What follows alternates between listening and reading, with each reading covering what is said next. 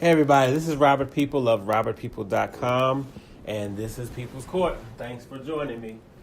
You can also follow me over on Twitter and Instagram at People's Court 79. Again, People's Court 79, Instagram and Twitter. Is November 11th, Veterans Day. So first off, as a veteran myself, from one veteran to another, I want to say thank you all for serving. If you are serving or if you have served, I thank you very much. I did 21 years myself, but I had the pleasure of serving with a lot of great people, and I certainly appreciate you all. And to everyone else who supports us, we couldn't do it without you, and we thank you. And I personally thank you as well for just being here for us and continuing to have our backs back here. It made being overseas, especially the 3 tours I did, Afghanistan once and Iraq twice, made those tours easy when I could, just see that everyone back here, that you all had our backs. So I thank you very much.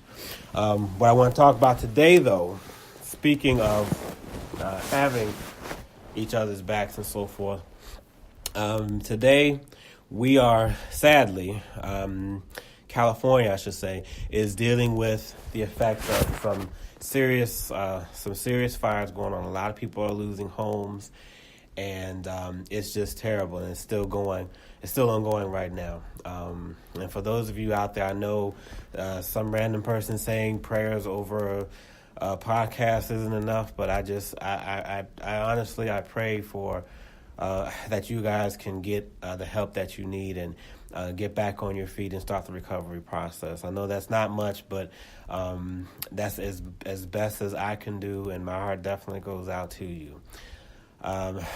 However, someone else, and I'm here to talk a little bit about leadership. And again, in 21 years in the Army, I've learned a thing or two about it. I didn't always have it right, but I learned what leadership means. And right now, we're not getting a lot of good leadership from our commander-in-chief. Of course, that's the same. That's our president. That is Donald Trump.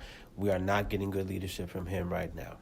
We have, there's several different horrible things are going on in this country right now, and we're not getting what we should be getting from him. Okay? And there's no excuse for this. I don't even want to sit down with a Trump supporter with nonsense to try and discuss any of this. There's nothing to discuss. He's not being a good leader.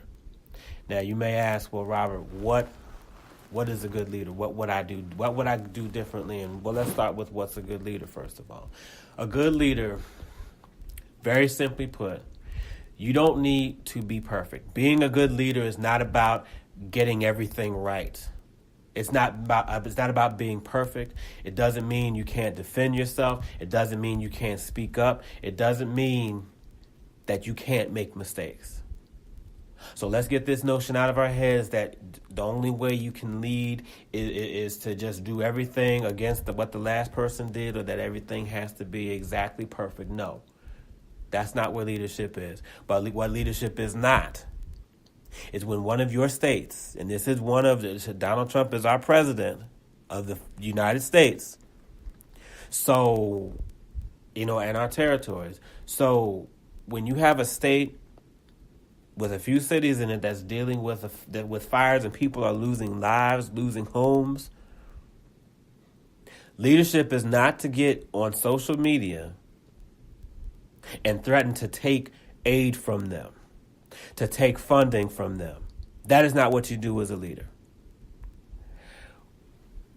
When we have people, from our neighboring countries coming here to seek asylum, leadership is not putting out there or encouraging our soldiers, our military, to shoot them. Leadership is, first of all, you learn what asylum means.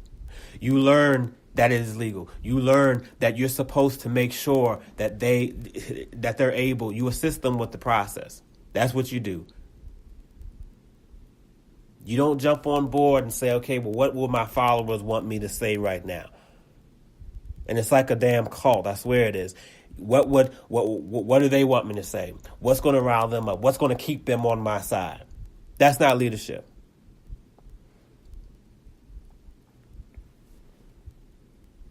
Not to mention yesterday, the World War II, in France, World War One ceremony. Cemetery. There was a ceremony that was taking place. As the president, your job is to go over and to pay your respects, because guess what? Not that I should have to say this, because I think everybody in the country, everybody in the world knows that we lost people in World War One. And this is a commemoration a day before Veterans Day. And seriously, you have to be told that it's not good leadership for a president to stay inside because of some rain. And not only that, and again, this also speaks to his character. But last year during the Parkland shooting, not last year, I'm sorry, I want to say early this year, the Parkland shooting in Florida. Of course, in that instance also, he doesn't provide leadership. He doesn't provide anything positive to sort of uplift the country at all, to get us all together. No, he passes blame. He does whatever he can to rile up his base. But in all that nonsense that he does, he also decides to say, well, if that's me, I'd run in there. Because if there was a sheriff or someone who did not go in, an armed guard or a sheriff didn't go in, he stayed outside. And he says, well, I would go run in there. So Trump, you're seriously trying to tell me that you'd run in unarmed you would run unarmed into a school without your Secret Service? I think that's what we're supposed to assume, that you were going to go in by yourself like Rambo. You're going to do that. But you can't, and that part's not even your job. Nobody would expect the president to be the one to run into a school to save kids from an active shooter. Nobody would expect that. So you're telling me you'd be more willing to do that than to go to a World War One a ceremony to commemorate the lives we lost in World War One, something that is the president's job, and a little bit of rain is what kept you away from that? Now, if I sat down with anybody, all I'm going to get is deflection. All I'm going to get is everything about Hillary that they don't like, and everything about Obama that you don't like, and Michelle and everybody else.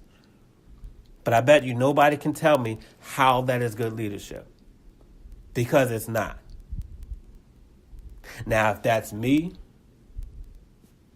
this is what you do. When you have, because you're the president of this country, we have to keep reminding you because you don't act like you are. When you are the leader of this country, that means the country needs to hear your words. And everything needs to be uplifting. Nobody's expecting you to put out those fires in California. Nobody's expecting you to jump up in front of all these, and behind the... to stop these shootings that are happening. Nobody expects you to single-handedly bring all the Hondurans in yourself. Nobody's expecting that. But when you know people are hanging on to your word, that means when you are sitting up there, you need to be careful about what the hell comes out of your mouth. That's what leadership is. There are many times during my time in the military where I was frustrated and I felt like saying everything in the world. But the minute I got around my subordinates, I said, nope, I got to come at them differently because they're hanging on to what I say. That means my frustration with my bosses, I couldn't go tell them that. That means when they're venting about my bosses as well, as much as I agreed with them, my job was to say, okay, let's kind of move this over here because I need their minds right. Leadership is about making sure your people have their minds right. That means California, the only thing that California should hear from you, the only thing this country should hear, but the only thing California needs to hear from you is anything positive, anything uplifting. If you're going to get on Twitter, it's not to talk about, it's not to threaten taking aid from somebody. That's already losing things. What kind of fool does that? They're losing houses, losing lives, losing all this. And you come on to tell them what else they're going to lose if they don't get something together? If you're going to get on Twitter, that means you get on Twitter and you post links of how people can help out. You get on Twitter and you post how they can provide assistance, where these fires are taking place in case there are anybody in the surrounding areas that can offer some type of assistance. That's what you do. Not hide out in a hotel when you're supposed to be doing your job as the president. If that's me, that's what I do. You're going to make mistakes as the president, as any leader is going to make mistakes. You don't have to be the president for that. Anybody's going to make mistakes. But a leader knows how to fix them. A leader knows exactly what they're supposed to do. And a leader, not only that, a leader doesn't have to have the answers all the time. But a leader also knows who he or she can go to get the answers. That's what leadership is about. Leadership is not about standing and just saying the first, second, third, fourth, fifth, and sixth dumb thing that comes to your mind.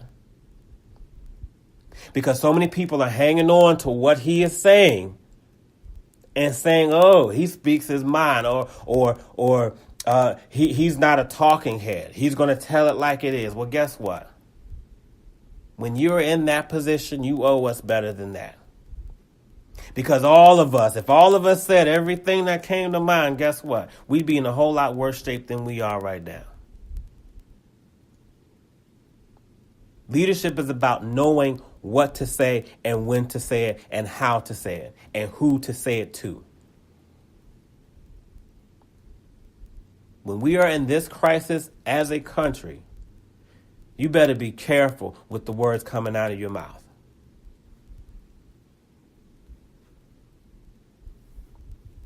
Anybody who's seen the first Rush Hour, we've heard the expression from Chris Tucker. Do you understand the words that are coming out of my mouth?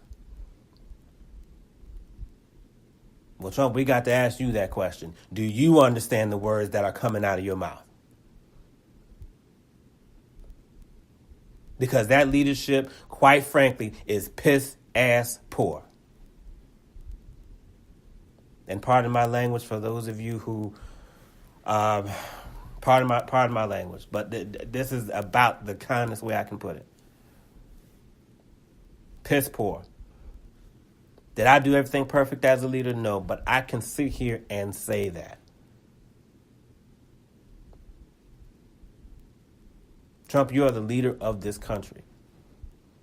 You are the leader. You're in the seat. Whether people want you there or not, you are there.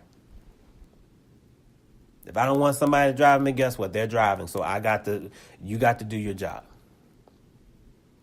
That means every other tweet, every second, third, that shouldn't be all you blaming Democrats for all this and that. Starting trouble and doing all this. Right now, we need leadership. That's what we need. That means you offer kind words. You offer condolences. If people don't appreciate it, that's fine. But you've done your job. California needs comfort right now. The soldiers who are going to lose, who lost Veterans Day and are probably going to lose Thanksgiving and hopefully not Christmas, sitting down at the border waiting for people to walk up here. They need leadership right now. They need encouragement. They need for their morale to be improved. And most of all, everybody who has any attachment to anybody who participated in World War I, they need an apology from you.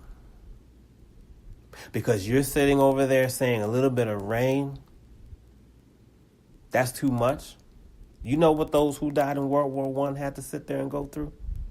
Rain? If rain was all they had to deal with, I'd say they were in pretty good shape. But you know exactly what they went through. Rain, mud, storms, everything. But on top of all that, that was on the good days. On top of all that, they're getting shot at, killed. I don't even know how many people we've lost. But for everybody who has an attachment to someone in World War I, you need to come back here and you need to tell them, I was wrong. Your relatives didn't die for nothing. And as the president of the United States, where we lost people as well, I owe you better than what I did. And I am sorry. Period. That's what leadership is. Thank y'all for joining me. People's Court 79 on Twitter and Instagram. This is Robert People. Have a good day.